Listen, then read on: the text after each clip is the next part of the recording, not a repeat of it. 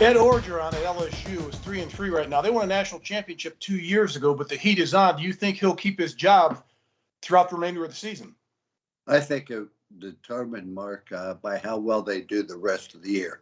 The LSU fans are very, very impatient, particularly with Saban left there to go to Miami Dolphins, ended up in Alabama. And so that's a criteria they use, that their football program should be the same as theirs. It goes back to 1959, I think it was, when Paul Diesel brought in the Chinese Bandits, and they played such great defense. LSU, when they won the national championship, were very good on defense. They're very poor the last 2 years, and I don't see it getting much better. But if they were to say win all but one, possibly 2 games, yeah, I think he keeps his job. But I don't think there's any guarantee that they'll only lose 1 or 2 more this year. What team's the best team in Michigan? Michigan or Michigan State? Yeah, that's hard to say. It depends upon which game you're talking about, Mark. The only criteria you can use to evaluate the two is they both play Rutgers. Now, Michigan beat Rutgers 20-13, and Michigan State demolished Rutgers. Now, what we have to do, we have to look and say, this is a little bit different Michigan State team. There was a time where Michigan State was great on defense, not particularly explosive on offense.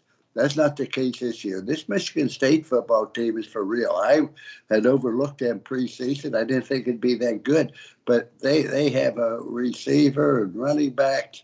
I think that, let's remember also, Michigan State has beaten Michigan almost every year since Jim Harbaugh's been there. So this is a big game for Michigan. I think it'll be a great game. I'm looking forward to it. But right now, I couldn't tell you which was a better team.